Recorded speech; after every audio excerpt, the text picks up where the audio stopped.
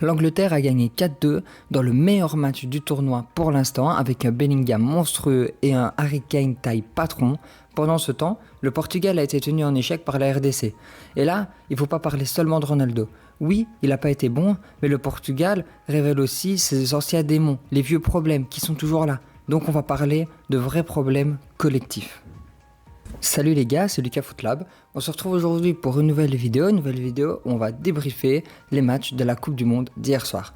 Donc aujourd'hui on part sur deux matchs, Angleterre-Croatie et Portugal-RTC. Et je vais être clair dès le début, le gros morceau c'est l'Angleterre. Parce que le match contre la Croatie, waouh, c'est probablement l'un des meilleurs matchs du tournoi pour l'instant. Un des matchs qui m'a le plus plu en tout cas. Je pense même que je peux dire que c'est le match que j'ai préféré. Avec du rythme, des buts, des réponses, des grands joueurs, des erreurs, du spectacle, bref, un vrai match de Coupe du Monde.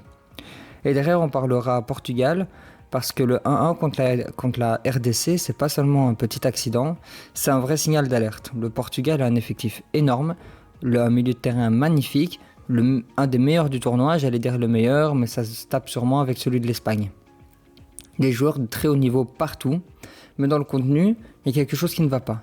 Et aujourd'hui, l'angle est simple. L'Angleterre a lancé son tournoi de la meilleure des façons possibles. Et le Portugal, lui, a relancé tous les doutes. C'est parti pour le premier match. Alors là, on y va. Angleterre 4, Croatie 2. Bam! Quel score! Quel résultat pour un premier match, voire autant de goals, ça fait du bien. Et franchement, ça fait plaisir de voir l'Angleterre comme ça. Parce que depuis des années, avec l'Angleterre, on a souvent eu le même débat. Surtout sous l'ancien sélectionneur Southgate. On regardait les noms, on regardait le potentiel, on regarde la première ligue et on se dit sur le papier, c'est monstrueux. Mais après, sur le terrain, on est souvent déçu. On a souvent affaire à une équipe plus prudente que spectaculaire, plus contrôlée que vraiment excitante. Là, contre la Croatie, c'était pas le cas. Là, on a vu une Angleterre avec de l'énergie, une Angleterre qui presse, qui court, qui communique, qui attaque, qui accepte de jouer à match ouvert. Ce n'était pas parfait, pas encore, mais c'était vraiment vivant. Et c'est peut-être ça la grande différence avec certaines versions précédentes de l'Angleterre, où on n'a pas seulement vu des individualités, on a vu une équipe avec un courant électrique. Dès le début, le milieu anglais donne le ton. Declan Rice, Anderson, Bellingham, c'est fort, c'est très fort. C'est beaucoup d'activités, beaucoup de courses, beaucoup d'espace, beaucoup d'impact. Ce sont des joueurs qui sont capables de presser, revenir contre-presser, de mettre le pied, de récupérer haut, mais c'est aussi des joueurs de ballon, des joueurs capables de grands talents. Et surtout Bellingham, qui m'a franchement rassuré parce qu'après cette saison mitigée, j'avais peur de sa Coupe du Monde. Et contre une Croatie, qui souvent aime avoir le ballon, qui aime respirer au milieu, c'est très important. L'Angleterre n'a pas seulement laissé Modric et les autres organiser tranquillement, elle est venue les chercher, elle a mis de l'agressivité et elle a mis du rythme. Et dans un tournoi comme la Coupe du Monde, ça compte énormément. Et franchement pour moi, le symbole de ce match, c'est Jude Bellingham. On a vu Bellingham en mode patron. Pas seulement parce qu'il marque, ça c'est juste la cerise sur le gâteau, pas seulement parce qu'il est spectaculaire, mais parce qu'il dégage une énergie qui contamine toute l'équipe. Il était vraiment là en mode patron. Et ça fait du bien de le voir comme ça. Ça, c'est le Bellingham que j'aime.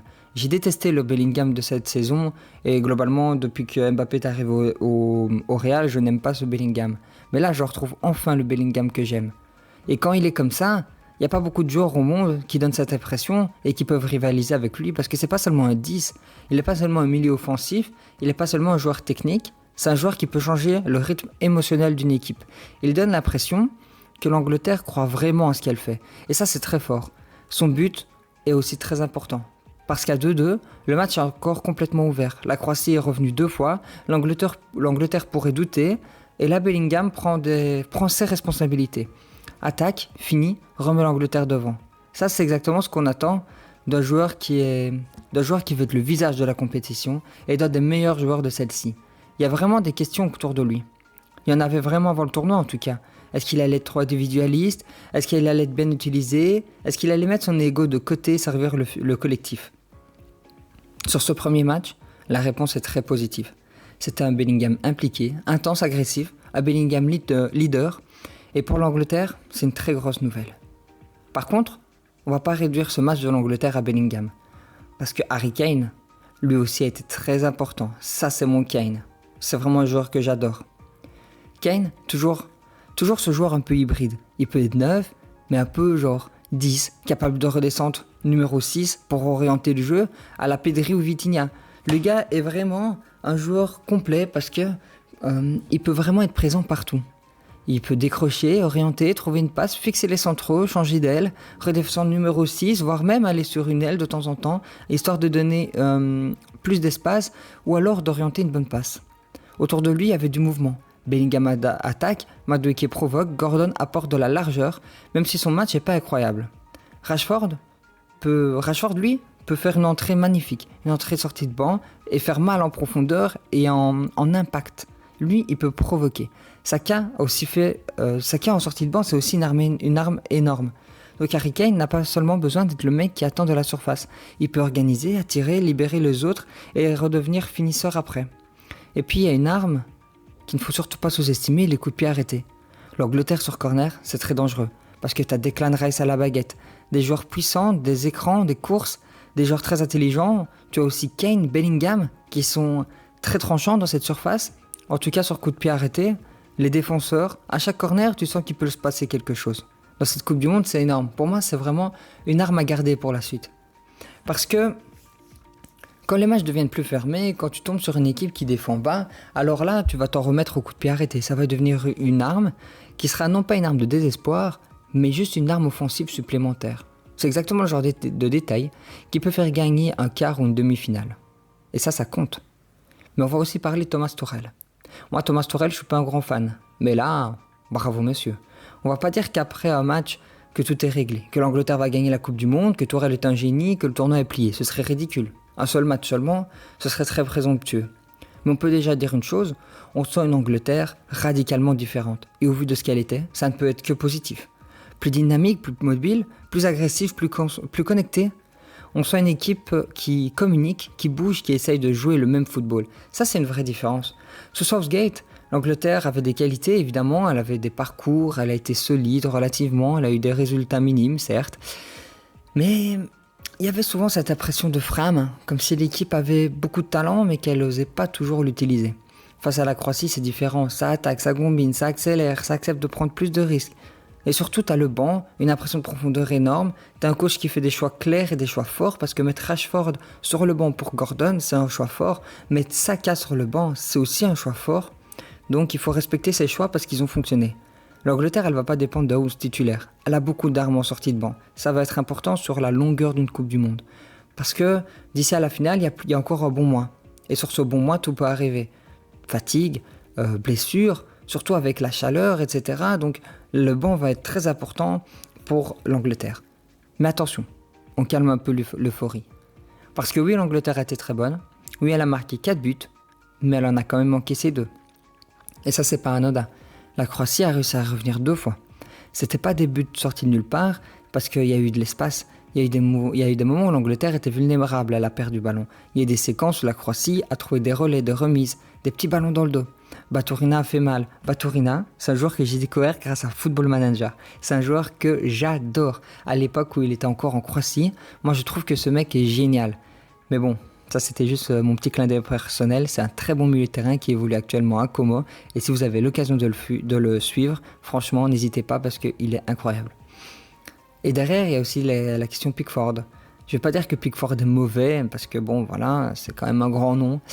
Mais pour une nation qui va gagner la Coupe du Monde, Pickford, c'est un peu faible. Il n'est pas dans le top 5 des meilleurs gardiens du monde. Donc forcément, ça questionne. Mais si l'Angleterre veut vraiment aller au bout, elle devrait être plus propre et éviter les pertes de balles ridicules. Parce qu'une équipe plus clinique que la Croatie, elle peut finir encore plus violemment. Maintenant, on va passer au deuxième match, Portugal-RDC. Et là, on change vraiment d'ambiance, c'est comme on dit, de salle de ambiance. Parce que l'Angleterre, même avec ses défauts, a montré une direction, elle a montré une énergie et a montré un projet.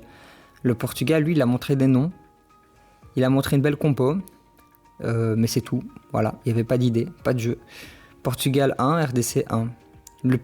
Et franchement, je pense que le pire pour le Portugal, c'est que le match commence plutôt bien.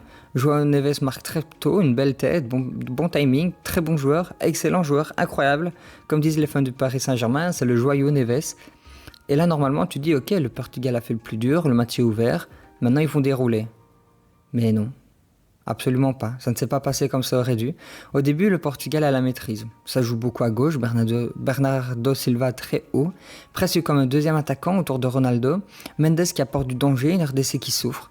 Mais petit à petit, le Portugal ralentit. Et c'est là que le vrai problème apparaît. Le Portugal, il commence à ronronner. Il a le ballon, mais pas de mouvement. Il a les grands joueurs, mais pas de connexion. Une possession, mais stérile, parce qu'il n'y a pas de menace. En Coupe du Monde, quand tu laisses une équipe adverse respirer, croire, gagner des duels, sortir un peu plus haut, alors tu la remets dans le match. Et tu leur offres la possibilité. Et c'est exactement ce qui arrive. Et la RDC, elle saisit cette opportunité. Parce que la RDC commence mal, mais au contraire du Portugal, elle ne s'effondre pas. Elle remonte petit à petit dans le match. Ça doit être respecté. Parce qu'au départ, tu sens la crispation. C'est normal. Premier match de Coupe du Monde depuis 52 ans. Un adversaire énorme, un but encaissé rapidement. Beaucoup d'équipes auraient explosé. Moi-même, sur un terrain, mon mental aurait été au plus bas. Et je pense que ce serait pareil pour beaucoup d'entre nous. Mais eux, ils ont réussi à remonter la tête. Et juste avant la mi-temps, Wissa égalise. Et là, moment énorme. Pas seulement parce que c'est 1-1, pas seulement parce que c'est un beau but de la tête, mais parce que c'est un but historique. C'est le genre de moment qui dépasse le simple résultat. La RDC revient en Coupe du Monde et marque contre le Portugal. Waouh, ça c'est une belle histoire de ce mondial. Mentalement, après, le match a changé. Le Portugal, il commence à douter et la RDC commence à y croire. Mais maintenant, on va ouvrir le dossier brûlant. Cristiano Ronaldo. Et là, il faut être honnête. Le cri-cri, même si c'est une légende, franchement, on ne peut pas enlever tout ce qu'il a fait, mais aujourd'hui, si on analyse son match, il n'a pas pesé comme doit le faire un titulaire d'une équipe qui veut gagner une Coupe du Monde. Et son nom n'est pas remis en question. Par contre, sa présence en tant que titulaire indiscutable, là, oui, elle commence à être remise en question. Parce que ses décrochages posent question. Quand il vient toucher le ballon très bas, il vide l'axe. Et surtout, il n'a pas la qualité que peut avoir un Harry Kane. Donc, ses décrochages sont beaucoup moins efficaces et ne servent pas à grand-chose. Sa qualité technique diminue avec l'âge et c'est normal. Mais elle devient de plus en plus faible et c'est pas très bon.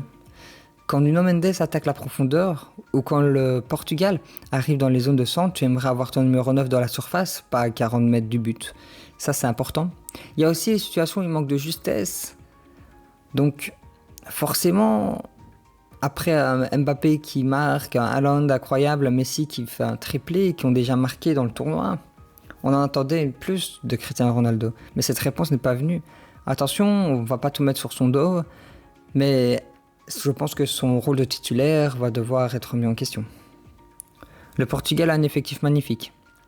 Je ne vais pas tous vous les citer, mais Bruno Fernandes, Bernardo Silva, Nuno Mendes, Cancelo, Pedro Neto, et évidemment, évidemment João Neves et Vitinha.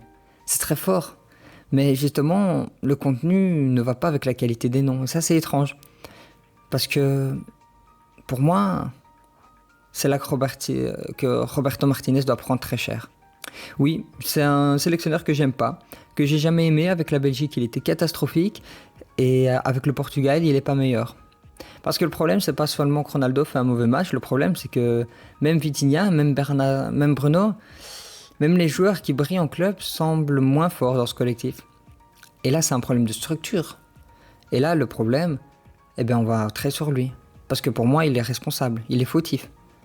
Donc voilà, on va en finir avec cette partie en donnant surtout du crédit à la RDC. Parce que sinon, on tombe dans un piège classique, on parle juste du favori qui a raté. Mais non, la RDC, elle mérite son point. Parce qu'elle a souffert, elle a été crispée, elle a été impressionnée par ses débuts de Coupe du Monde et par l'adversaire, mais elle a grandi dans le match. Elle a su se remettre en question et se relever, et ça, c'est important. Elle a mis de l'impact, elle a gagné des duels, elle a eu des transitions intéressantes, et elle a su concrétiser les moments de lumière qu'elle a eus. Et franchement, elle aurait même pu faire plus mal, avec un peu plus de justesse dans les 30 derniers mètres. C'est le genre d'équipe qui peut devenir une équipe coup de cœur d'un tournoi. Pas parce qu'elle est parfaite, justement, pas parce qu'elle va forcément aller loin, mais parce qu'elle a une identité émotionnelle très forte, un impact, une solidarité, du courage, et cette impression qu'elle joue avec quelque chose à prouver. Et ça, je trouve qu'émotionnellement, c'est fort. Et les émotions, c'est ce qui est le plus important dans une Coupe du Monde. Donc si on résume cette journée, l'Angleterre a lancé son tournoi de manière très sérieuse. 4-2 contre la Croatie. Match spectaculaire, un Bellingham énorme, un Kane patron. Les coups de pied arrêtés deviennent une arme très dangereuse et on a une vraie bonne intuition pour la suite de l'Angleterre. Mais attention, c'est pas encore une équipe parfaite. Elle encaisse 2 buts, elle laisse des espaces et elle devra être plus solide à l'avenir. De l'autre côté, le Portugal inquiète, pas seulement parce qu'il a fait nul, dans l'absolu ça peut arriver, mais parce que le contenu est beaucoup trop bizarre, beaucoup trop pas assez bon. Et le Portugal a du talent, donc ils doivent mieux faire. Ronaldo n'a pas répondu présent, et il ne doit pas devenir un bouc émissaire, mais il faut faire attention à ce qu'il ne devienne pas le boulet de cette équipe. Le vrai sujet, c'est l'animation collective. Roberto Martinez, il va vraiment falloir le remettre en cause. Le vrai sujet, c'est cette impression, le Portugal a des noms, mais pas d'équipe. Et la RDC, elle mérite énormément de respect, elle revient en Coupe du Monde, elle encaisse tôt, mais elle ne s'écroule pas. Donc mon titre pour ces 2 matchs, il est simple pour moi. L'Angleterre montre une direction, et le Portugal montre le problème. Et en Coupe du Monde, les noms ne suffisent pas. Aujourd'hui, la RDC a rappelé au Portugal qu'en Coupe du Monde, aucun logo, aucune affiche, rien du tout ne peut vous sauver. Et l'Angleterre, elle a peut-être rappelé à tout le monde qui elle était vraiment, et qu'elle venait pour vraiment jouer le titre. Sur ce les gars, je vous laisse pour aujourd'hui, et on se retrouve très vite pour une prochaine vidéo. Si ça vous a plu, n'hésitez pas à liker, commenter, vous abonner, ça fait plaisir, et ça aide à soutenir la chaîne. Bye.